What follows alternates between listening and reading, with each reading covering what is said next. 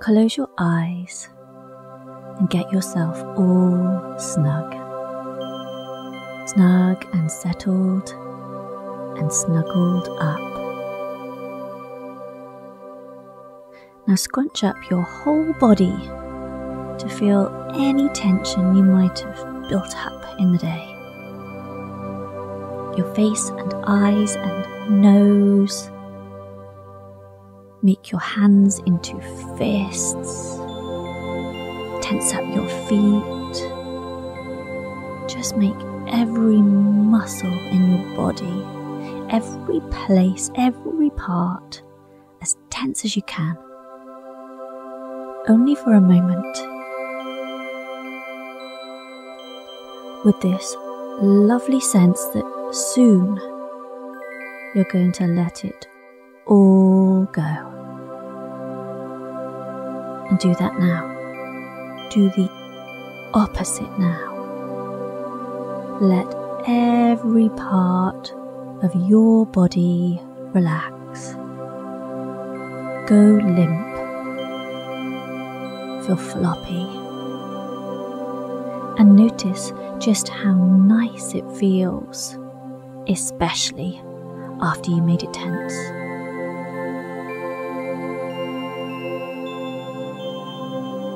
Know that as we spend this time together, every time you breathe in, you'll feel like you're breathing in good feelings, whatever you need right now. And as you breathe out and away any unwanted feelings. You don't need to think about it. Just as you don't need to think about your heart beating. It will simply happen. And you can just feel really, really great about it. I want you to use your wonderful imagination now to see in your mind's eye a beautiful light surrounding your whole body. It might be pure white, maybe yellow like sunshine, perhaps indigo, maybe another colour that you choose. But whatever colour it is, you feel so safe inside this light. Kind of like nothing bad can get to you here. You feel like you really just know how good you are inside this light. You're just happy.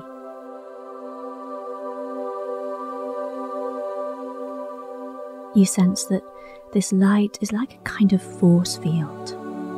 Nothing unwanted can pass through it. Anything bad that comes towards you just bounces off, boomerangs right back to where it came from.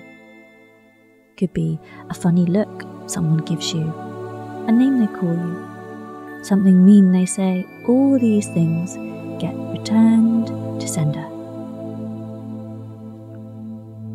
And you feel really, really, really, really good about this. So good that your mind will really remember this feeling. And anytime you need to be reminded of it, your clever mind and amazing body will work together and help you out with feelings. Good feelings. Feelings like confidence, bravery, happiness, feeling strong and invincible. I want you to imagine now that you begin to float in that light. You float up out of the room you're in, the building, up above the rooftops, to begin an adventure. It's so exciting and fun to look down on people's homes, to see the world from above. It's also peaceful from up here. You float past houses, and then across the forest. Finally, you're floating above wide open fields, and you spot a slow, bendy river. It looks so relaxing to you. And just as you think this, you begin to float lower and lower and lower. You sink down and down and down. Finally, you come to land on the soft, grassy bank of that lazy river, still surrounded by the glowing light. You feel so happy here. You feel so safe. You are so curious to see what will happen next, but at the same time, you don't want to wish away the moment you're already in. You feel all warm and fuzzy inside, and it's such a lovely feeling.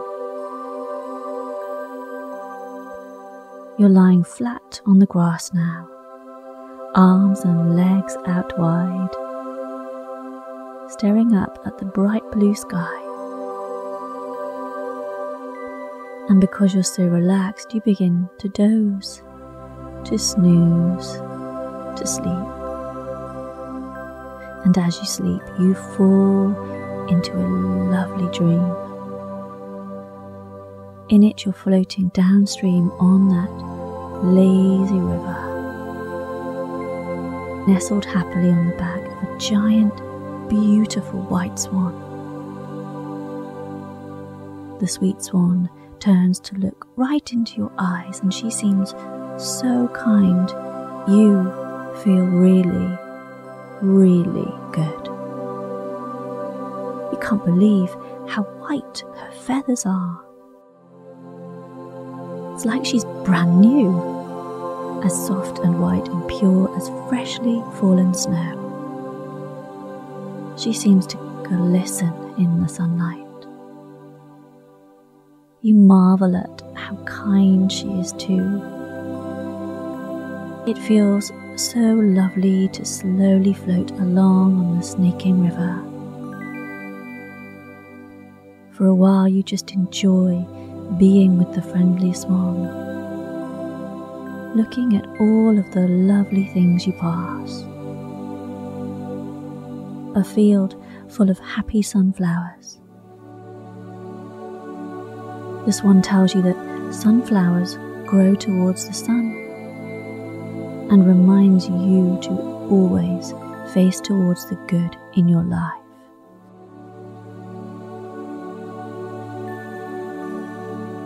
You pass another field where row after row of lavender grows, and the sky is filled with pretty butterflies. They flit between the plants. The swan tells you that just before a caterpillar transforms into a butterfly, it thinks it's going to die, and explains that this is a reminder to never give up.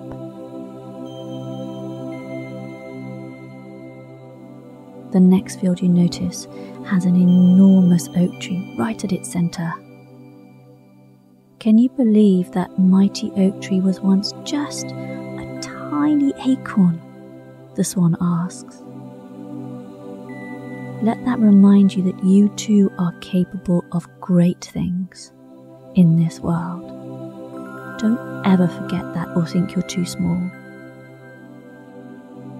And she says, if you ever feel unsafe, imagine having roots that go down into the very centre of the planet, and you'll feel protected by Mother Earth, just as that ancient tree is. As you're swooping around one of the snaky bends in the river, the swan asks you to peer into the water. You see, what you're looking at is a reflection, she explains. Well, your entire life is a reflection, just like that image, she goes on. Always remember that if you want a happy life on the outside, start first by feeling good on the inside. Life is like a big, ginormous mirror, reflecting back to you on the outside how you feel on the inside. Knowing this is powerful. It's a powerful secret. The next thing you notice is a flock of birds overhead, all flying together, happy on their journey. And let those birds who fly all the way to Africa in winter, let them remind you to follow your inner compass. What feels right in your heart? Remember too that everyone's life has seasons, and after each winter comes spring. So, anytime things are tough for you, know that soon they'll be better. Sad times never ever last for long. Eventually you reach a shallow part of the river where the bank is just the gentlest incline. And the swan slows and gestures you to jump onto the grass. You both make your way a little further away from the river,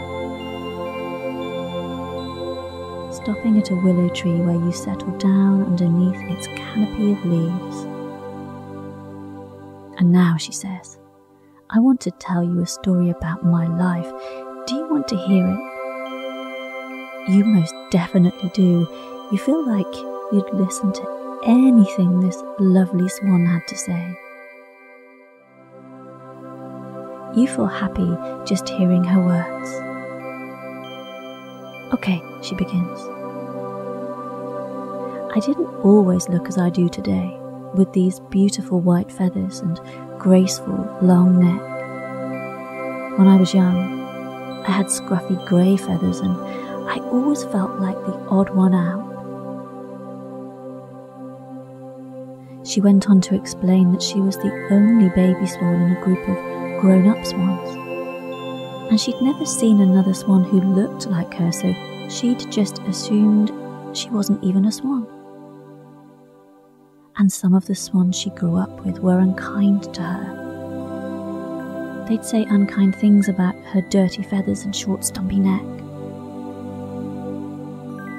Sometimes they'd push her away and not want her to be with them.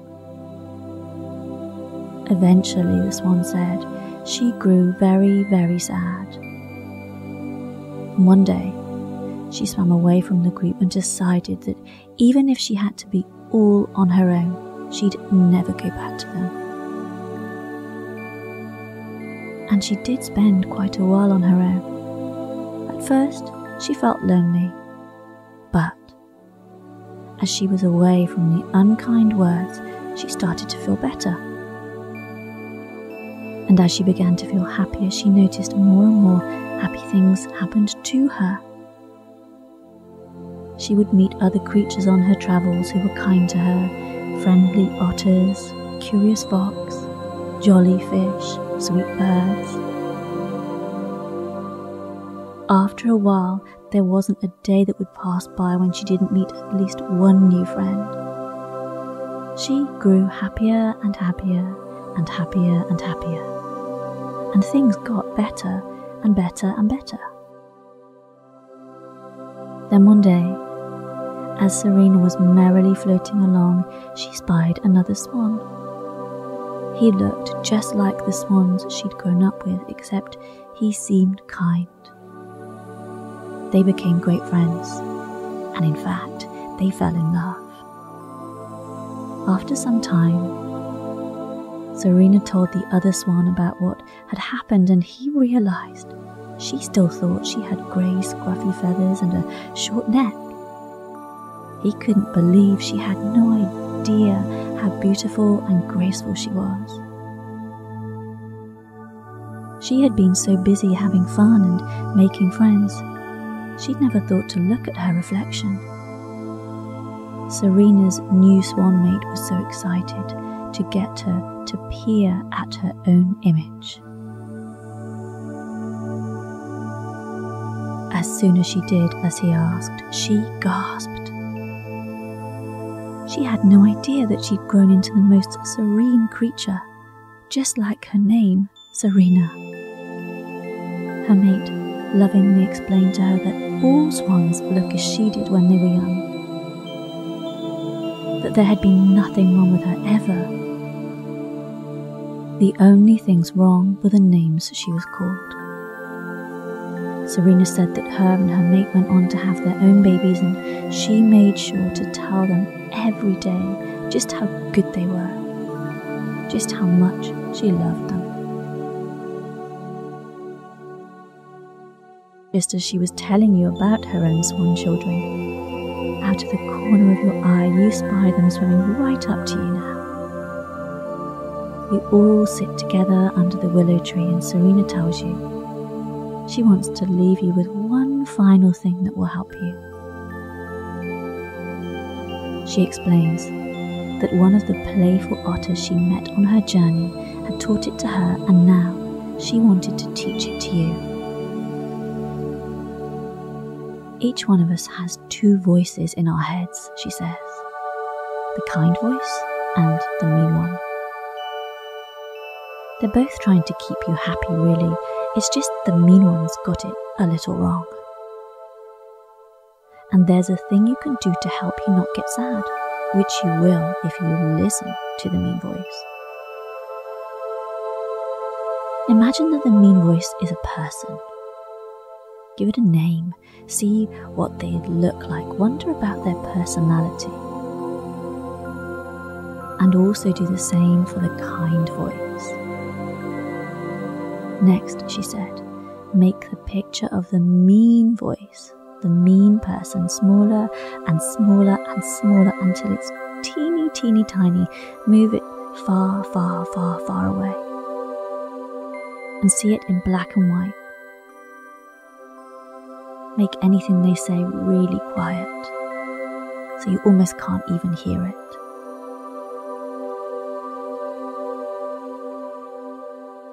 Then the kind person, imagine them up close to you in Technicolor. Everything they say you hear really clearly. Do this anytime you notice that unkind voice. Send it far, far, far, far away. Make it teeny, teeny, teeny, teeny, tiny. See all the colour drain away. Its voice very, very, very, very quiet. And bring the kind person close. Feel them powerfully.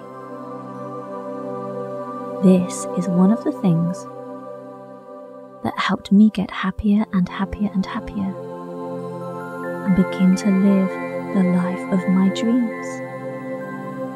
And it can help you live happily ever after too, and live the life of your dreams. You have a big smile on your face now, and you can drift merrily off to sleep. Merrily, merrily, happily, happily. Sweet dreams, sleep